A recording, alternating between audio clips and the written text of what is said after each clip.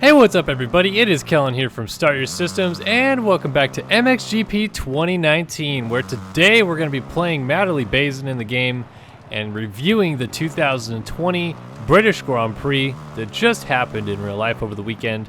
First round of the 2020 FIM World Motocross Championship, and very excited to finally bring you guys reviews of the series. Oh man, this is going to be a fun time. Really excited the GP started back up. If you guys watched my GP preview video on Friday last week, then you guys would have known that this is coming, obviously. But yeah, spoiler alert central, because I know a lot of American fans will watch this but maybe haven't seen the GP yet, so just fair warning that I'll be talking about the race and talking about the results of the race and stuff like that. So spoiler alert central.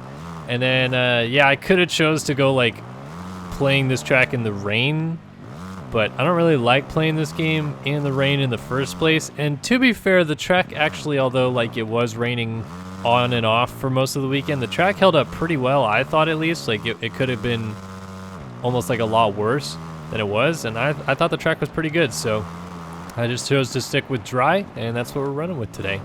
But let us talk about the 2020 Grand Prix of Great Britain, British Grand Prix over the weekend.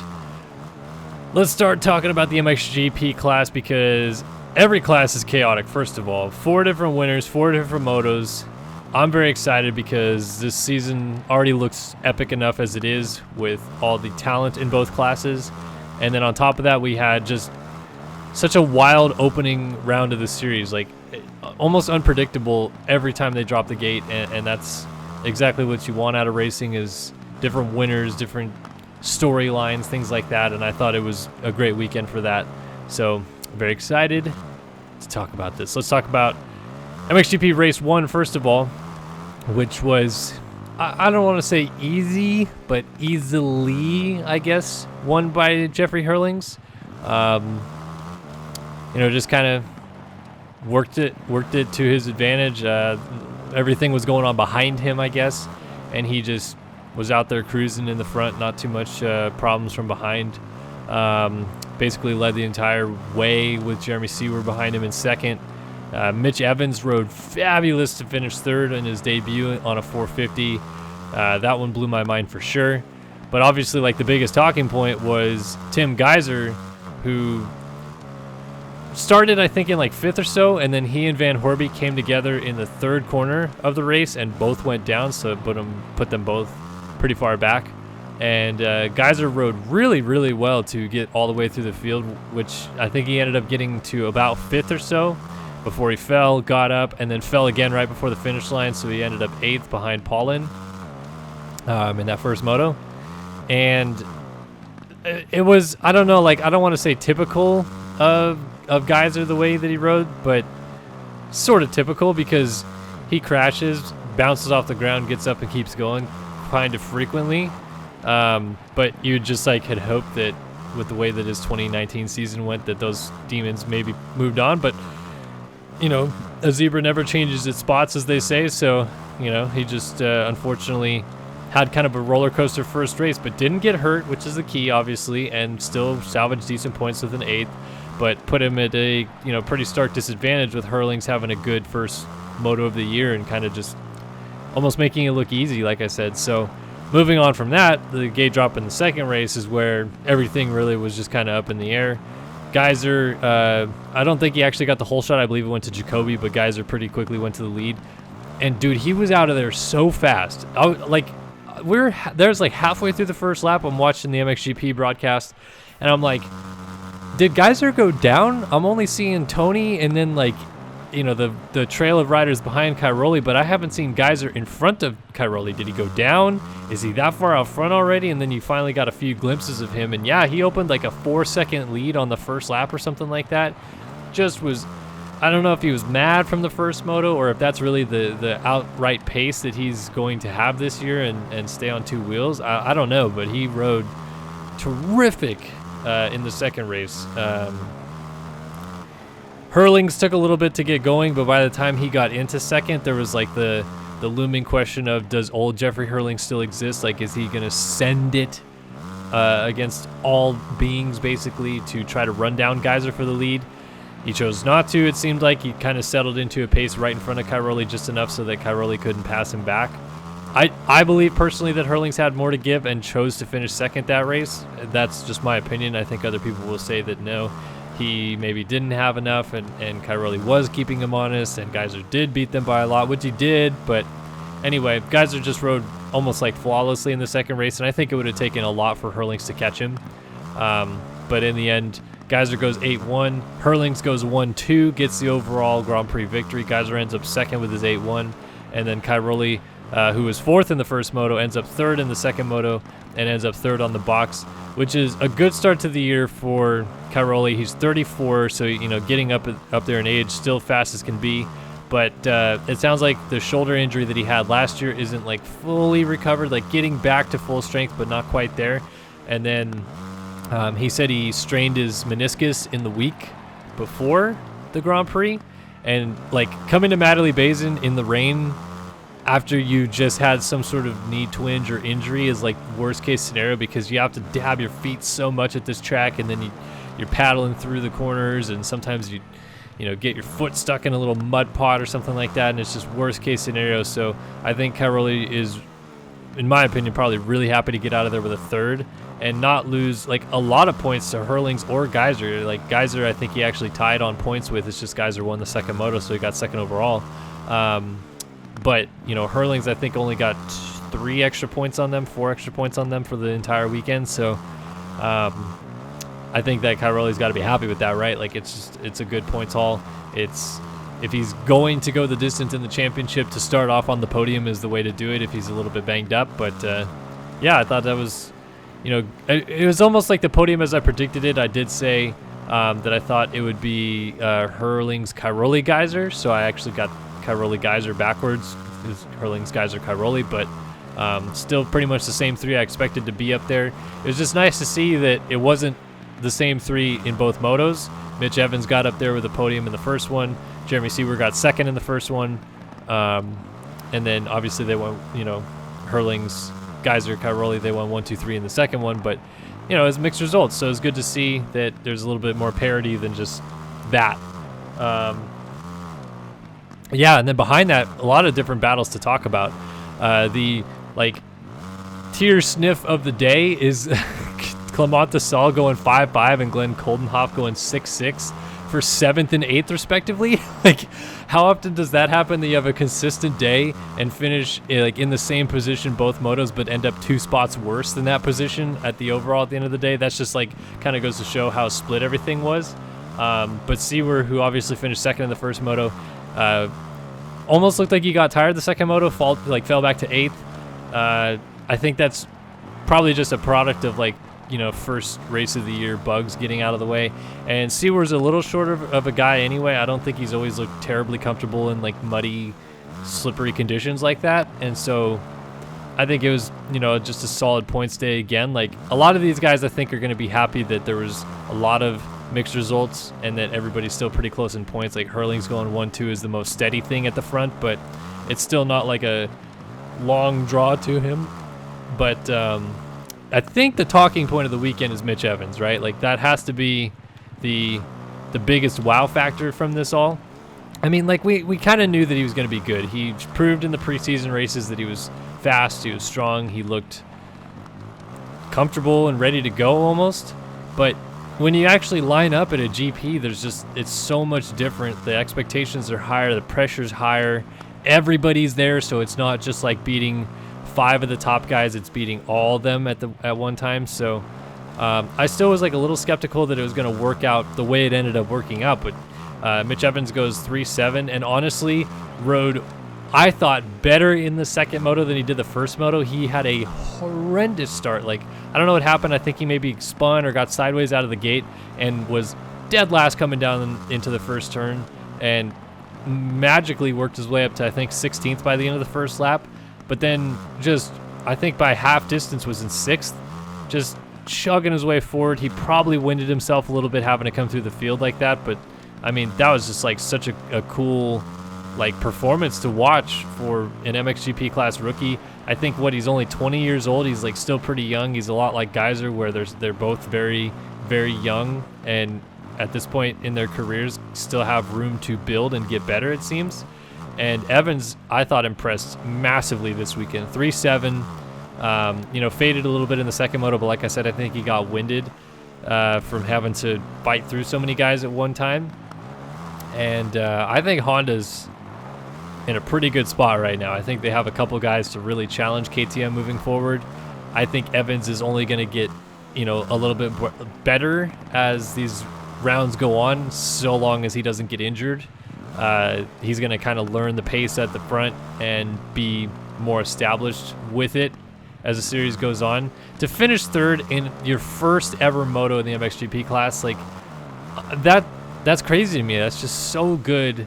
And I feel like going to be underrated. Like, I don't think it's going to be talked about enough how good that ride is. But Mitch Evans, my rider of the weekend for sure.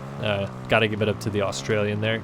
And then Gautier Paulin, I thought solid weekend, goes 7.4. Like I said, with Desal and Koldenhoff, 5.5, 6.6. Good rides. Good to get the gas brand up there inside of the top 10 immediately for Koldenhoff.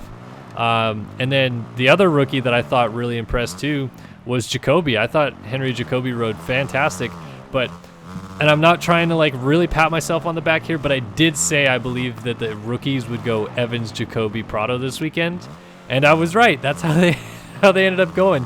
Evans ends up 5th overall, Jacoby ends up 9th overall, Prado ends up 10th overall. I mean, Prado just has so little time on the bike. The fact that he's even on the bike in itself after breaking his femur is insane. So I thought 10th is good, 9-12 scores. I think that's got to be something that Prado should be really stoked about, because it could be a lot worse. It could be missing this round, missing several GPs as he's trying to get healthy. Instead, went out there, gave it his all, and ends up with the top 10. I think that's probably going to be a really positive thing for him. The only unfortunate part of it is now he's probably really sore and feeling the effects of riding so well this weekend. On a really rough and gnarly track, and they got to go to Valkenswaard this week, which is sand and just brutal, and it's just, I guess the positive side of it is that there's not a lot of big, hard impact type of jumps at Valkenswaard. For the most part, they build tabletops to downside or doubles to downside, and then the rest is whoops, which whoops I guess are kind of hard impact, but so Prado's probably not too thrilled right now with the soreness level, plus having to go to Valkenswaard this week. But P10 is still, I think, a pretty good ride for him. So yeah, MXGP class opening the season. Herlings gets his 86th career win or something like that, 87th career win, something crazy. Incredible stuff, and gonna take the red plate with him into his home nation this week. On to MX2, which is, in my opinion, the class that everybody should be watching. If you're a motocross fan and you want to watch really good, fun racing, the MX2 class is going to provide it this year. I promise you. I know most people don't want to buy an MXGP subscription. If you do, that's great. If you don't, I get it. But if you have CBS Sports in the US and you want to watch it, or if you want to find some janky stream and watch it or whatever, dude, the MX2 class this year is going to be so good. It's so unpredictable. Tom Vial wins the first moto, wins the second moto, but he should have won the first moto. He had an established lead going, and then cased the uphill triple before the finish line jump, stalled it, and then ends up going backwards. And then by the time he got swallowed up by that group, he kind of just got stuck with their pace and got passed a couple times and a couple things like that. But Tom Vial, I guess you could say, should have went 1-1 on the weekend. But both races were not even kind of close to foregone conclusions with him. The first race was more convincing, except for that he blew it by himself. The second race was much more of a he had to work for it type of thing. So at the end of the day, Jago Geertz goes 1-4. He wins the first moto, which I believe was his second career race victory, but it's also, with the 1-4 taking the overall, it's his first ever overall victory. Vial's second moto win was the first race victory of his career, but he did win a Grand Prix last year, I think, going 2-2. So again, mixed bag of results, kind of chaotic. You have the top two finishers going 1-4 and 6-1. those are scores you don't usually see associated with, you know, 2 top scorers like that. And then the solid Dane of Mikkel Harrup, who was injury riddled and not very solid at all last year, is suddenly looking pretty racy this year. New team, F&H Racing Kawasaki, and I thought he was maybe one of the more impressive riders of the weekend, because both motos he raced to third. It wasn't like he started up front and just settled there. Like, he actually did have to make some passes and ride pretty hard to get to that position, and I thought, you know, that was a very deserved podium. Like, as good as he rode, I think he deserved even better than that, but it's just the way the cookie crumbles sometimes. I think going forward, he's going to be someone that we're going to have to kind of keep an eye on as someone that's going to break out this year, maybe start winning races, win a GP or whatever. But man, he looked good this weekend. Really, really impressive stuff from him. Jed Beaton ends up 4th overall. He went 2-6. At a certain point in the second race, I thought he was going to win the overall. Hoffer was holding off Vial for the lead, and Beaton just needed to make like 1 pass and he was going to have the overall victory, but he probably could have made 2 or 3 more passes. Like, it seemed like 3rd place wasn't out of the question, and a 2-3, although, you know, Geertz ended up riding back to the front. A 2-3 could have got it done with the situation that he was currently in, because Geertz started up front in the second moto and crashed his way backwards. He ended up falling back to 9th, was a little banged up after that, but he charged his way back up to finish 4th. And at the time, like I said, he was in 9th or 8th or something like that, and Beaton was tied for the overall and looking like he was going forward and ended up going backwards. So that's like a little bit of a disappointing thing. I'm sure he's not too thrilled about that, especially because he didn't even end up on the box. But like, I thought it was still a pretty good ride for the weekend to go 2-6 and show that he's like a player and a guy that at least the top 3 or 4 in the championship are going to have to think about. He's, you know, clearly right in the mix points-wise after this weekend, and I think kind of proved that he belongs up there now. I think this is good because it was him and Harrup were both guys that I wasn't necessarily believing that they were going to be in this position this early, and the fact that they are is great news for the series, because it just means it's going to push more and more guys to the front. More and more guys are going to challenge for wins. So I'm all for it. Like, that was great stuff out of Jed Beaton and Mikkel Harrup, even though they probably would have liked to finish a little higher. At least I know that Beaton probably would have liked a podium for his efforts, but just fell short of the mark. And then, in my opinion, the story has to be Rene Hoffer. Talking about Mitch Evans, who finished 5th overall, and he was like the story of the MXGP class. I feel like Hoffer has to be the story of the MX2 class, because this dude, he finished 4th in EMX 250 last year, never won a moto. He finished 2nd in a moto once, and then he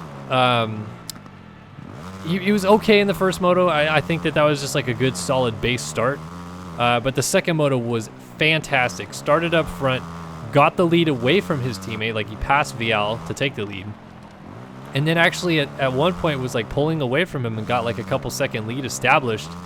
And you got to remember, the kid just turned 18.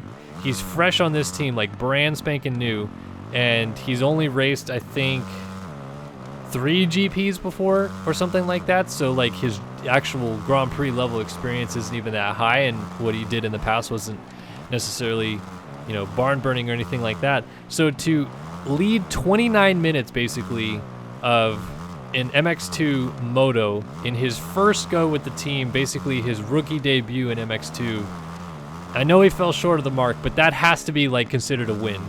If he came off the track any less satisfied about his entire weekend because he just couldn't hang on to the win there, I mean, yeah, I get the racer in you wants to be like, I should have won that race, and maybe he should have if he held on a little bit longer, but he clearly got a little bit tired.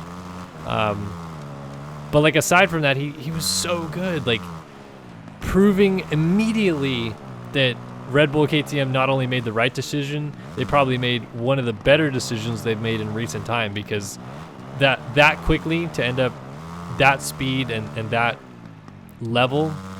I mean, the kid's gonna win GPs this year. He's already following in Vial's footsteps basically with the exact same model, and who knows, like right now we're talking about Rene Hoffer being number 2 to Tom Vial, but remember when we were talking about Jorge Prado being number 2 to Paul's Jonas? Look where that got us, you know? Prado ended up beating Jonas straight up for a championship and then doubled down the year after.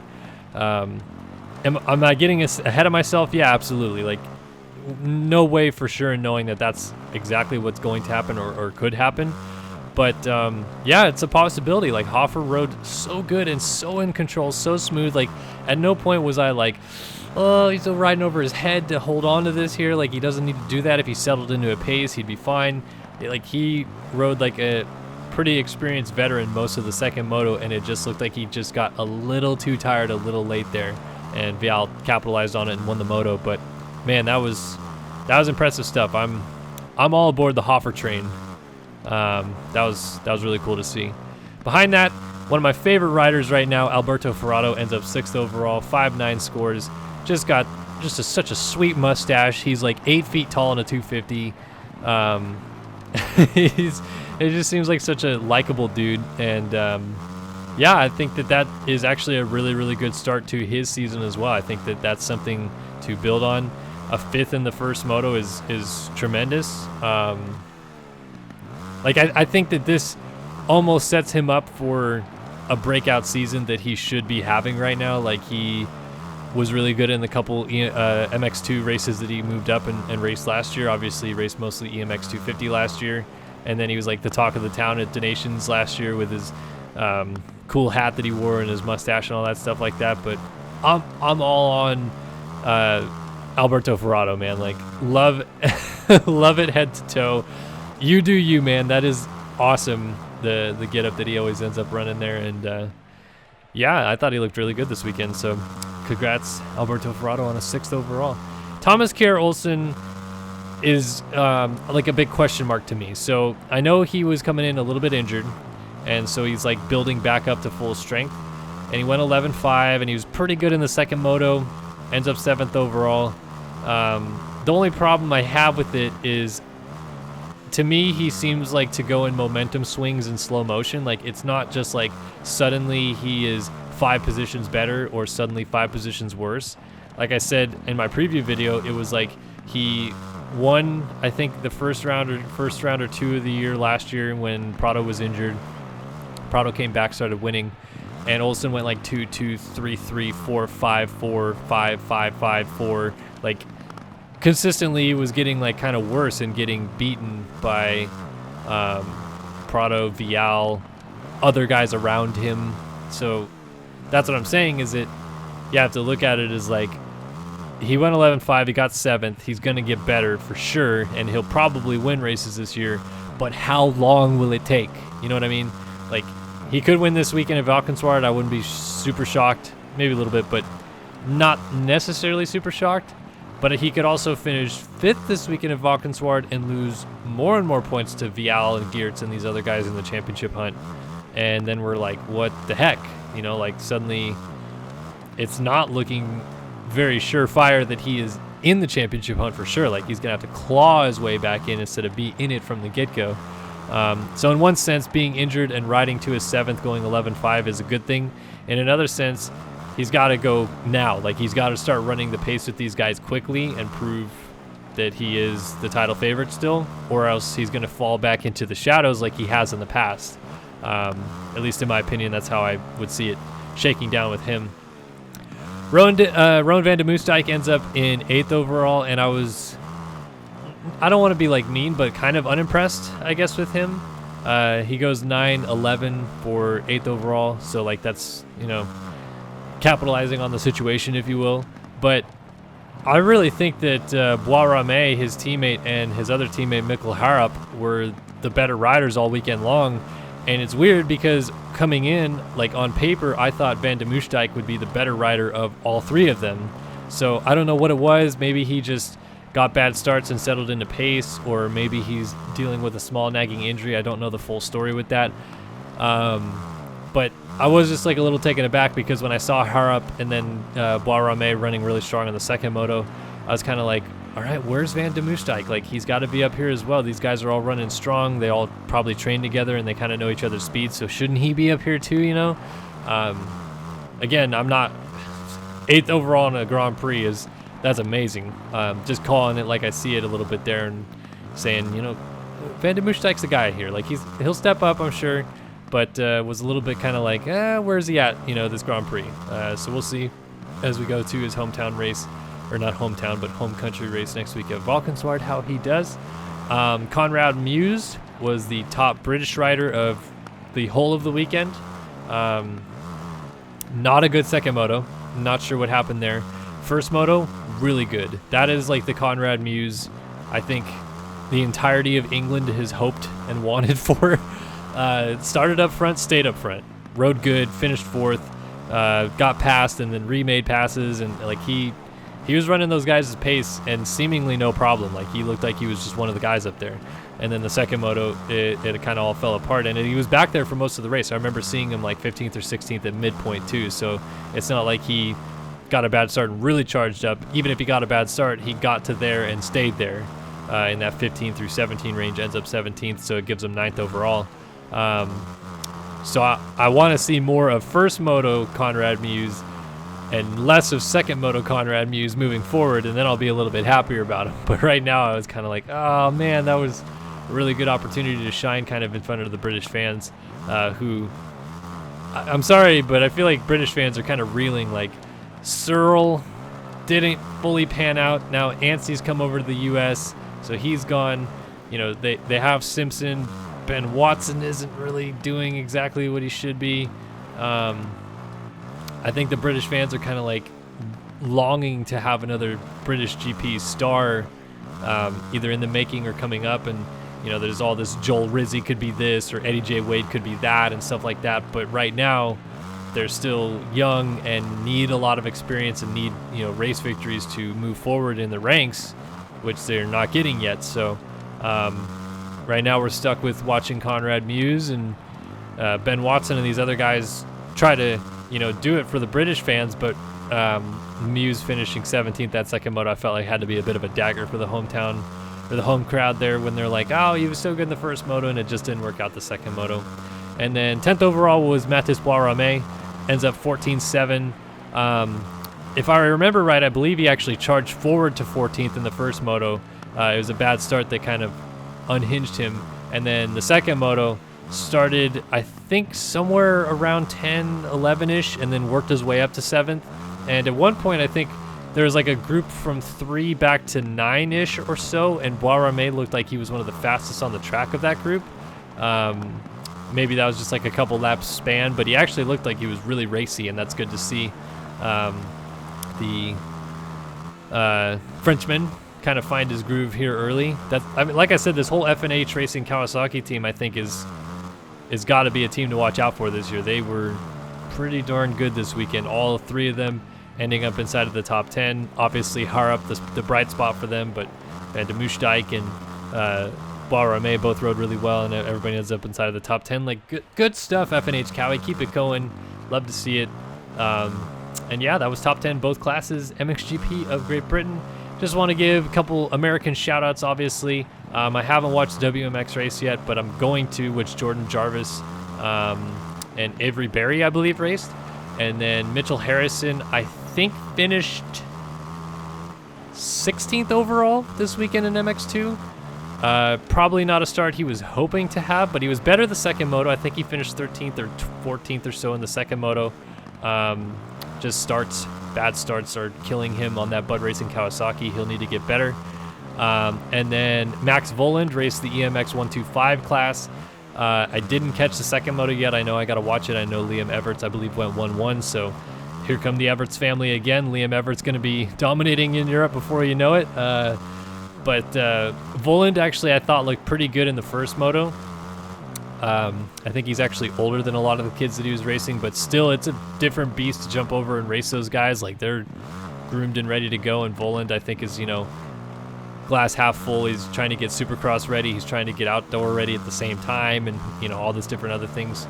But he looked good in the first moto, then crashed late, so that killed him. And then the second moto, it sounded like, was riddled with crashes too, so that is unfortunate to see that trend coming a little bit, because now he crashed and broke his collarbone at Red Bull Straight Rhythm. He's crashing racing the EMX 125 class here. It seems like the goal is to race, you know, U.S. Nationals and Supercross before long, probably with the Troy Lee Designs Red Bull KTM team. but I'm not sure if that's next year or 2 years from now. But I'm just, you know, he's coming. He's trying to get the experience. He's trying to race stuff like EMX and Amateur All-Stars and Red Bull Straight Rhythm and you know, things like that to get prepared. But keep an ear out, folks. Max Voland coming soon. Son of Talon Voland, longtime GP rider for the U.S. and, you know, kind of well known for a lot of the cool things that he did in both GPs and the U.S. over the years. So just remember that name, Max Voland, coming along. So yeah, that's just a recap. MXGP of Great Britain. Hope you guys enjoyed the discussion. Always would love to open it up to what's going on in the comment section below.